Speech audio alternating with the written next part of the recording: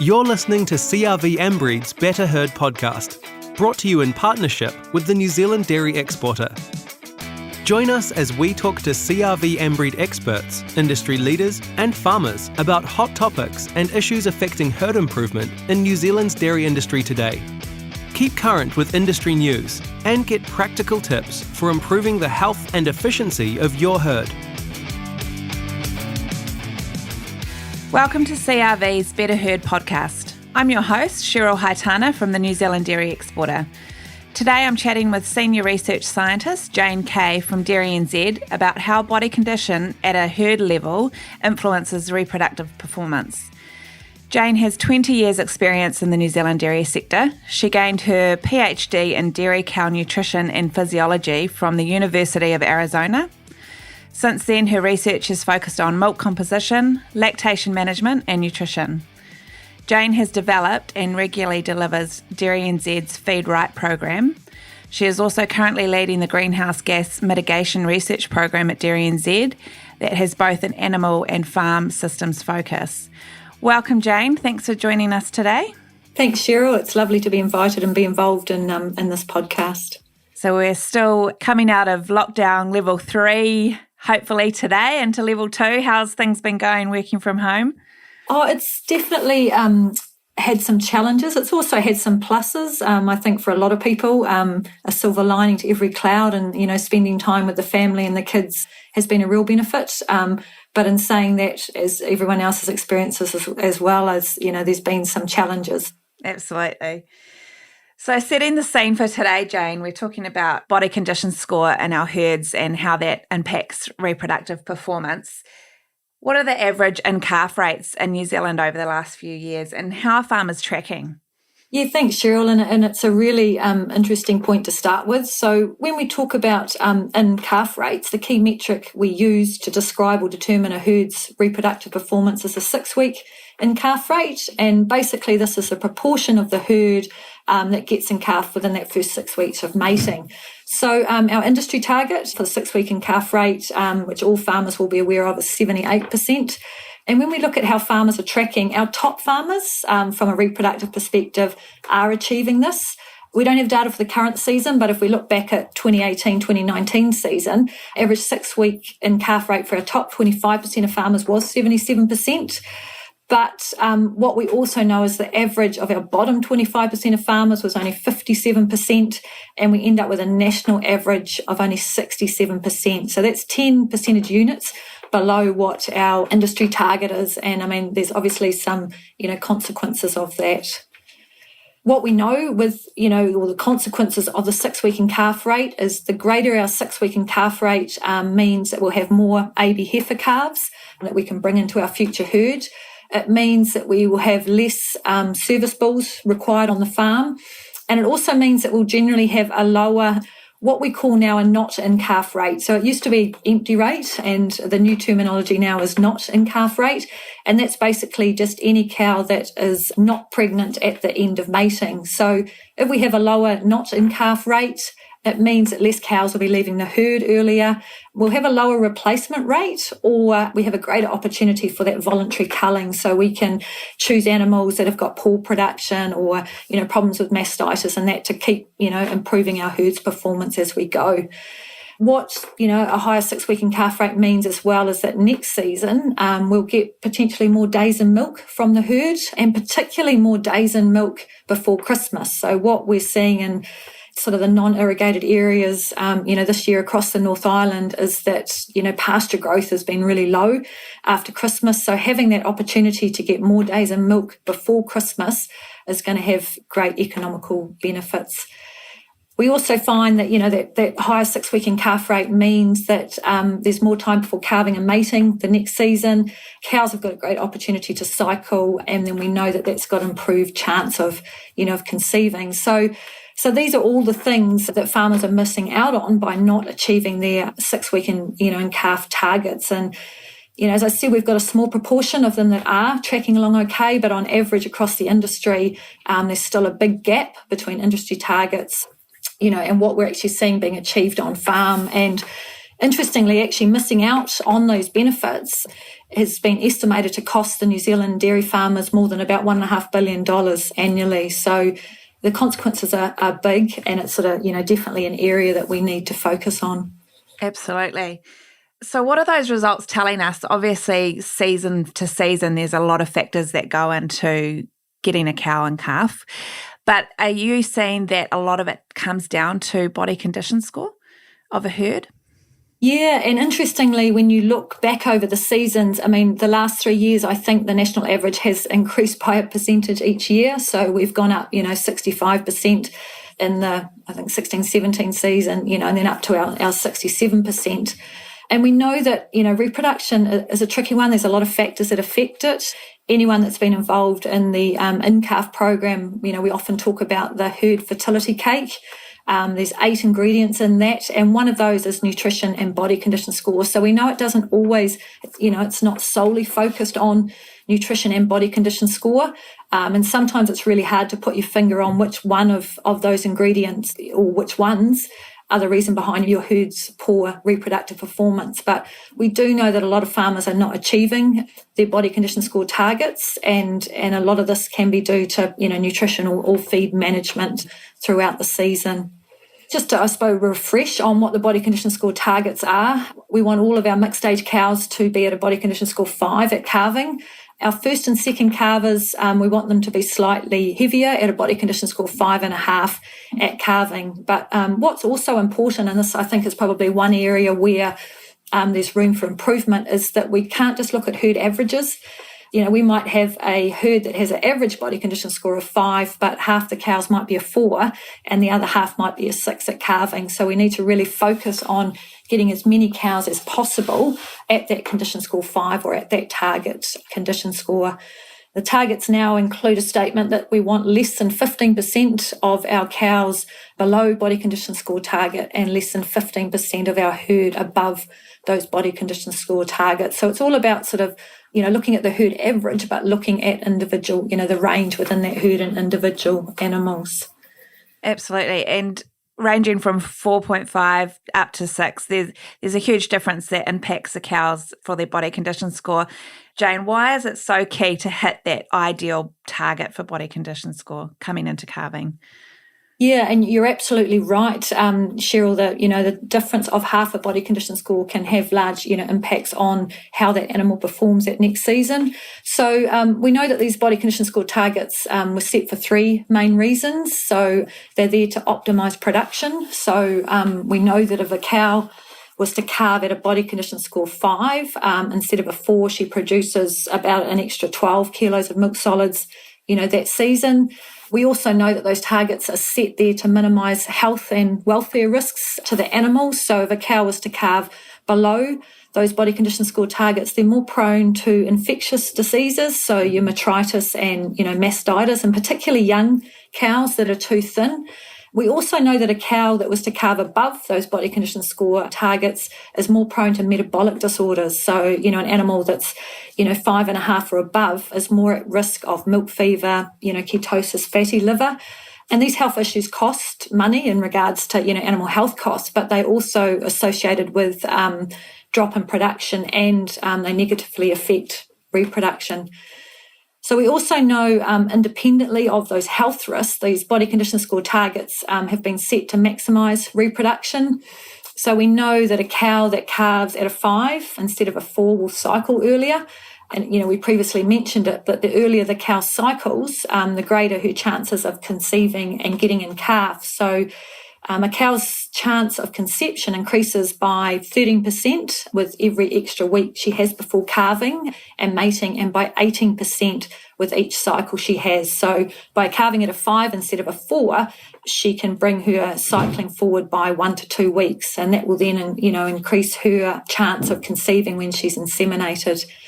The other area that's important is that body condition score loss after calving, and also what we call body condition score nadir. And that basically just means the lowest point, that the body condition score gets to before that cow turns around and starts to gain condition. And they both affect reproductive performance as well. So our targets there is that a cow or a herd does not lose more than 1 body condition score from calving through to mating, and that we have, 85% of our herd at a body condition score 4 coming into mating. So, the key influences on those metrics is that body condition score at calving. And if we can hit that, we really increase our potential for better reproductive performance in our herd. So when should farmers be body condition scoring their cows, Jane, coming into calving, coming into mating, and how quickly can they adjust a cow's body condition score if it's not spot on? Yeah. So I think what's really important is it's not I'll do it now and that'll get me through the rest of the season. It's, you've got to do it regularly. Body condition scoring should just be part of your farm system that you do throughout the season. You want to be able to identify any at-risk cows, any time throughout the season, and then put a plan in place to deal with these. There's the old saying out there that failing to plan is planning to fail. And I think that's particularly relevant to achieving, body condition score targets. So the recommendations are, the minimum that you should be scoring your herd is at the end of mating. So that's sort of, before the summer, autumn period. In mid and late lactation, and preferably, you should be scoring them monthly during late lactation and through that dry period. You then want to score them, you need to know your herd's body condition score just before calving, so a couple of weeks before the plan started calving, and then also before plan started mating. Those 2 measures will let you then look at what's your body condition score loss been in the herd from calving through to mating. I think what's also important, so, it's all very well to say, well, we'll score our animals at that time, but it's really important is how they're scored. So, it's like with any data, that we collect, it's make sure that it's good data that we are collecting and that we're using to base our decisions on. Yeah, so, there's a lot of information on the DairyNZ website about, how to, if you want to score your cows yourself. So, the body condition scoring booklet. And also there's a list of what we call as certified body condition score assessors. And these are people that have been through training to make sure that they're accurately scoring cows, and they continually sort of calibrate themselves. So, as we said earlier, that there's a big difference in how an animal performs if she's a body condition score 5 versus a 5.5. So it's really important that we're getting, accurate measures on these cows. So you touched on earlier, Jane, obviously there's been areas in the country that have suffered a big drought this year, and, even through autumn, it's been tough times. There hasn't been much rain. What are some strategies that farmers can do to get their cows as close to an ideal body condition score, even when they're going through really tough seasons like we've experienced this year? Yeah, and it's sort of been, I suppose, a little bit of I don't know if you call it a perfect storm, Sheryl, because, you're right, we've had a really tough season in particular areas, and then on top of that, we've had COVID-19 come in, and feed availability and feed price as well has, just added another challenge for farmers to look at. So there's many strategies available. I think, that the key to looking at these strategies and implementing them is making sure that you've got the time to do it. So, you asked earlier about how quickly can we turn body condition score around, and it's not quickly, and that's the trouble, is we need to, identify it early so we can put plans in place, particularly to try and gain condition in animals. So, if we're looking at our second calvers and mixed age cows, in mid-late lactation, if we identify animals that are lighter than what we'd like, then we can look at once-a-day milking, so reducing milking frequency. What we know is we see a small drop in milk production when we put cows onto once-a-day milking, and what they do is they use the energy that they haven't spent on milk production goes into body condition score. So the research that we've done in this area would sort of indicate that cows that are milked once a day during late lactation, so for 3 months during late lactation, will gain about 1/4 of a body condition score more than if they were milked twice a day through that period. So, opportunity, back in January, February to start looking at how do I gain more condition, through that period.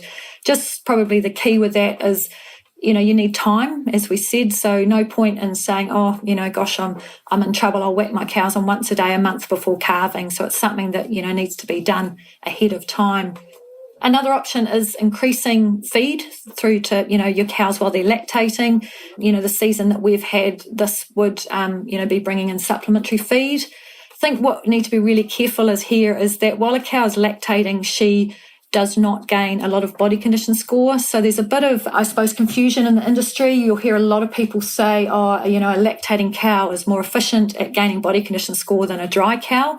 The trouble with this is it's a bit of a yes-no answer. So yes, at the cellular level, a lactating cow is more efficient. So she requires about 25% less energy to store condition when she's milking rather than when she's dry. But, and this is a big but, in practice, when a cow is milking, she actually has about a 25% greater energy requirement for maintenance, for walking and for activity. And also she petitions most of that extra energy that she gets into milk production, and not into body condition score. So if you're looking at, trying to gain a reasonable amount of body condition score, it's very difficult to do it in a lactating cow. And, the same amount of feed that you'd gain one body condition score in a dry cow, you'll only gain about 0.2 of a body condition score while that cow is still lactating. So yes, you can gain a little bit more by offering additional feed, but if you have animals, that you need to gain a lot of condition, that strategy won't help you achieve it.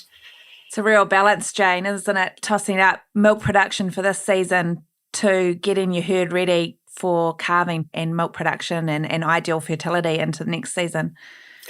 And I think that, that's a really good point, and we have a lot of discussion about it. But I sort of think you need to make sure that you're not compromising next season by trying to get that last little bit of milk and money out of this season. I know that's really hard for a lot of farmers, because to dry off your cows, all of a sudden you've lost your revenue from your milk income. But you need to look at the big picture, and you need to think, if my cows are not at the right body condition score at calving next year, in combination with your pasture cover targets and, just some of those non-negotiables in our pasture-based system, then you are, you're really behind that 8 ball when you start next season. And it's really hard to change, body condition score. It's really hard to fix things after that animal has calved and when that season starts. So the biggest influence you can have is getting those cows to that target condition at calving, and and how you manage them through that dry period.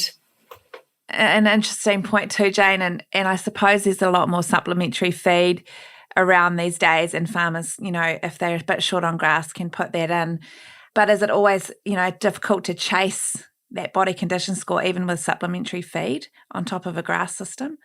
Yeah, and I think, if we look at a dry, and as we're saying, the best way to achieve or to gain body condition score is to dry those cows, but we need to make sure that we feed them well. We can't just dry them off and, put them up on the hills in the back paddock and think, oh, they're dry, now they'll put condition on. So there's a lot of really good information out there on the different types of feed, that are good for body condition score gain. In dry cows, there's something like palm kernel, which we've seen, used a lot as a good feed for putting condition on dry cows.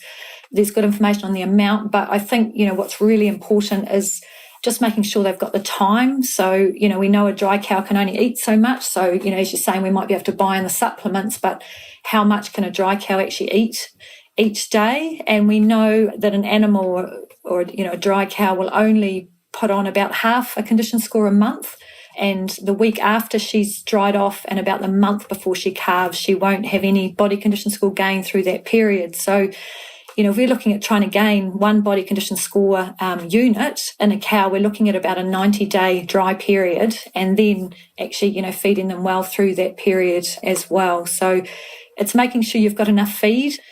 You can look at the type of feed, but a big factor is making sure you have got enough time for those animals to gain that condition. If a cow is calving at a target body condition score, goes through into mating at a target body condition score, when is the most likely time during that season where she's going to drop quite significantly to struggle to get back up for the next mating and calving?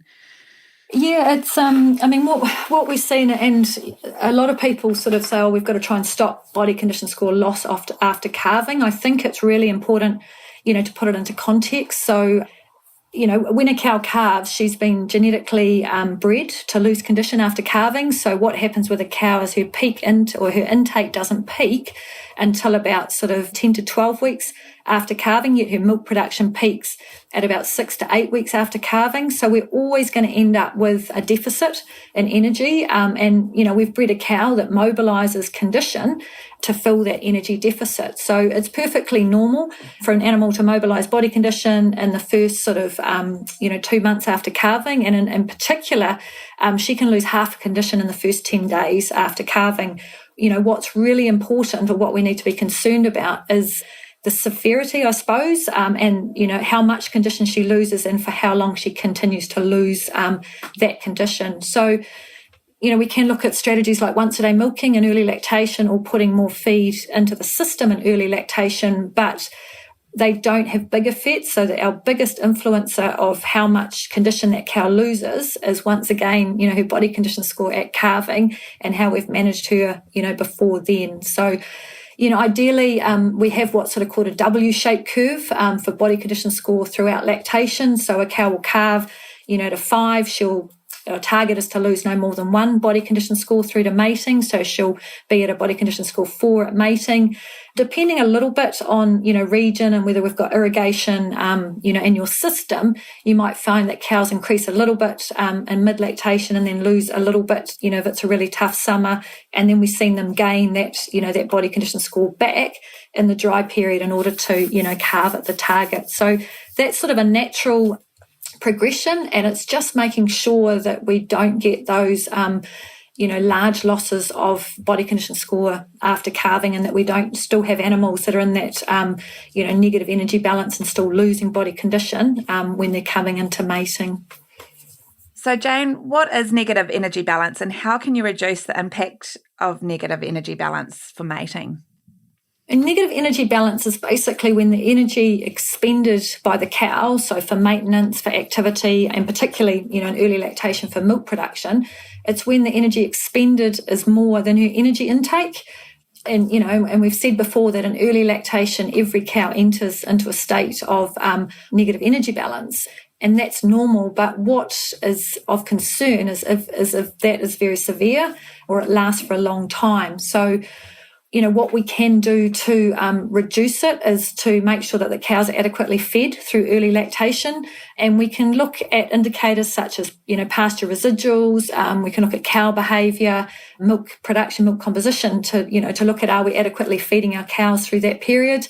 And as I've said before, the biggest influencer of how much condition they lose, also how much they eat, is the body condition score that they calve in.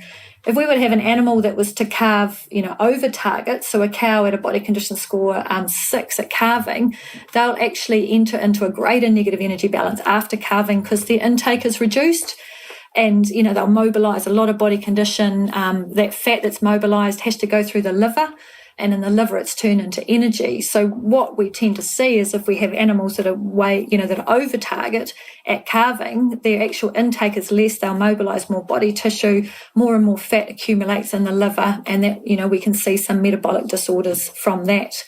If we have an animal that's under condition at calving, so a body condition score 4, what we tend to see is we've said before that, they produce less milk. They'll still mobilise some body condition, and we run the risk of them, being below that target 4 at calving. So it's not the fact that cows are in a negative energy balance after calving. That's a natural part of a cow's physiology. It's just making sure that it's not severe and it doesn't carry on for too long a duration.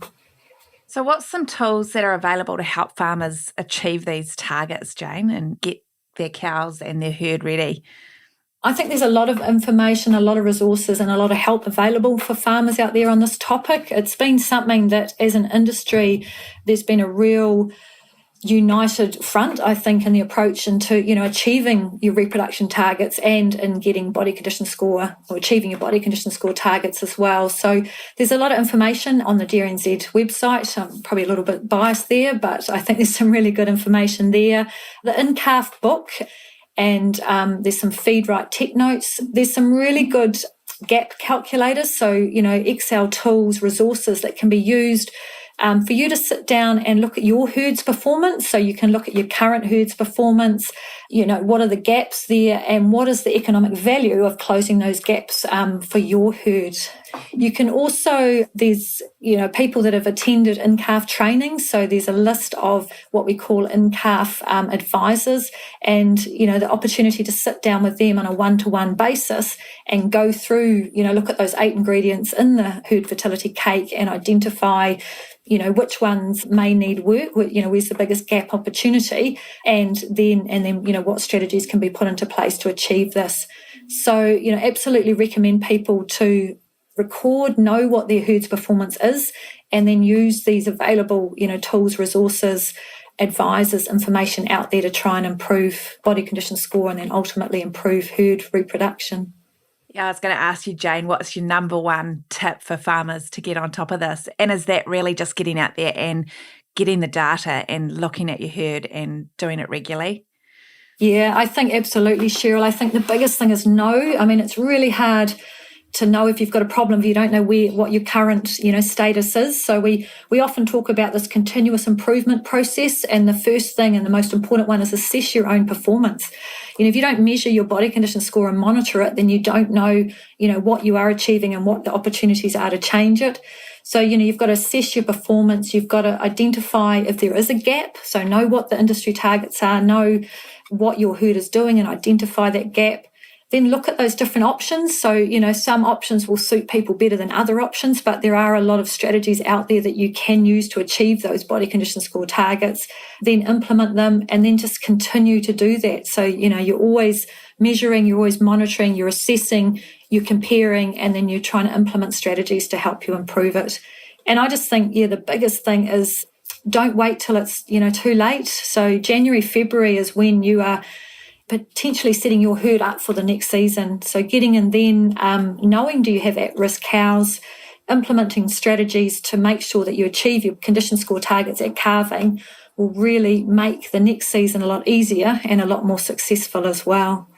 And I thought it was a really good message just to be wary of your herd average. So making sure that you're not, just looking at your average and thinking you're okay.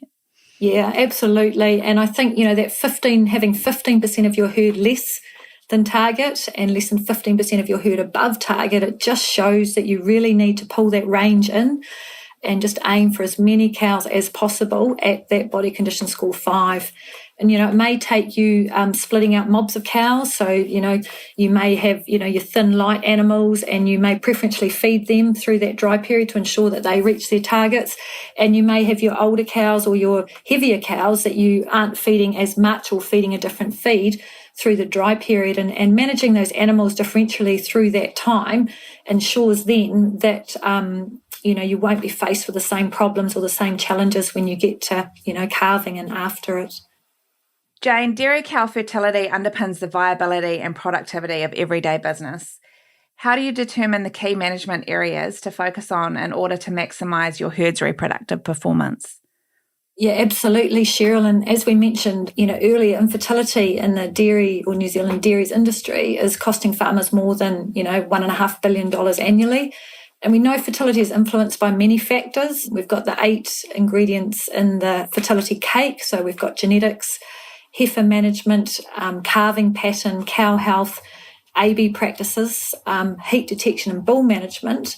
And then we've also got body condition score and nutrition, one of these 8 ingredients. So the best way to determine which area you need to focus on is to go through that continuous improvement process. So you assess your performance, you identify gaps, so where you're not meeting industry targets, consider strategies, consider options, and then implement these. And you need to be continually doing this. As we've pointed out, there's many resources available out there to help you determine which is the key, management area you've got to focus on. There's many resources available to help you with your herd's reproductive performance. And we've talked about a lot of the resources out there that are available. There's the fertility focus report, which will help you identify where potentially, your herd management may be going wrong, what areas you need to focus on to try and improve that reproduction. Those gap calculators are a great way to look at where the opportunity lies within your herd, within your farm business to try and achieve those targets. So from a value proposition perspective, it's definitely worth the investment. in management and upskilling capability and focus and time to get your body condition score targets right and then increase the reproductive potential of your herd. Because the cows we're breeding in New Zealand have got great potential, Jane, when it comes to fertility. And is it just not meeting some of these targets that are letting them down? Yeah, absolutely. We, and there's been a lot of work done on the genetic value or genetic potential of the herd and their ability to get in calf. So I suppose I often think about the fertility cake genetics as the cake tin, but it's making sure that you get all of those other management factors right, to get that perfect cake. You might have the biggest cake tin in the world. If you put in too many eggs or don't put in any flour, you're never going to get the perfect fertility cake. So, there are a lot of management areas that you need to focus on, and it's just making sure that you are across all of those, I think, is the most important. You can't just focus on one and let the others, lie in order to achieve the best results. Yeah, I mean, as an industry standard, Jane, are we losing too many of our 3 and 4 year lactation cows because of infertility when it's really possibly management that's letting these cows down? Yes, and there's been a lot of work. DairyNZ Pillars research program has looked at cow wastage, so losing animals early from the herd after you've put the time and money and investment into rearing them as a heifer and then, having them come into the herd. We actually end up losing a lot of animals that are the second calvers. And that's, I think, because we look after our heifers, but we forget about them, when they're coming into their second calving, and they still need preferential treatment, which is why, they have a body condition score target of 5.5, but we end up losing a lot of those animals from the herd due to reproduction, and we don't need to. They've come into the herd, they've successfully got in calf that first year. There's no reason why, if we don't manage them well, they can't, stay in that herd. So looking back at the strategies farmers can use, do you want to talk us through the strategies they can use for their heifers, but maybe what they should be applying to these second calvers as well, Jane? Yeah, so for the second calvers, it's the similar strategies that are available. So, once a day milking, preferentially feeding the animals while they're lactating, ensuring that you've dried them off with enough time. So just remembering that we want those second calvers to achieve that 5.5 at calving, and that sometimes they can still be growing, so they may require slightly more time and slightly more feed to achieve that target. For our heifers, it's making sure that we've got a really good plan in place. So if they're out grazing, we've got a good relationship with that grazier. We've got good targets in place, and we're monitoring them, while they're out grazing. So it's not when they, come back on farm on the 1st of June that we realise, these cows are way under target and, we've got some issues to face there. So we want to make sure our heifers are, when they do return home from grazing or return to the farm, that they're at that 5.5 target, because often what we see is when they come into a new herd, they need to adapt to being in a new social environment, and all of a sudden they have to start competing with much bigger, older, more dominant animals. So we can often see, sometimes heifers will come back from grazing and they can actually lose a little bit of body condition, when they first come back on the farm. So really important to be monitoring them, tracking them, making sure that they're meeting their targets as they grow, and then just ensuring that they're in, at that target condition when they come back into the herd before calving. So one thing we haven't touched on, Jane, is we're mid-May at the moment. So for farmers that aren't on target at the moment, what can they do now to try and set themselves up for next season? Yes, so it's one of those questions that there's not really a right answer, because, we shouldn't be in this situation. But if you are in that situation, if you're not at target, so for people, who've got animals that are very, very light and they're still trying to gain condition, my advice is that they should definitely be dry now. And we need to be looking at those feeds that are good for body condition score gain, so your palm kernel, and then, followed by maize silage, trying to get them into those animals and doing it as soon as we can. We know those animals will gain very little condition, in the last few weeks, months before calving. So it's almost getting too late now, but we need to be acting now to get them to, as close to those targets as we can coming into calving. Thanks for joining us today, Jane. And it's such an interesting subject, and one that's definitely on farmers, number one, I would say, is, getting their cows in calf again, setting themselves up for the season. So it's great to hear some strategies that they can use. So look forward to seeing you when we come out of lockdown in person. Thanks, Sheryl. And yeah, absolutely. Just a real key focus, to make sure you set up your season for next year. Any actions that you do now will bring you positive benefits next season. Thanks for listening to CRV Ambreed's Better Heard podcast. Read more about today's topic and our panel guests by visiting CRV Ambreed's website, www.crv4all, that's the number 4all.co.nz, or follow us on Facebook, Instagram or Twitter. Check out our upcoming topics and join us again soon for your Better Heard fix.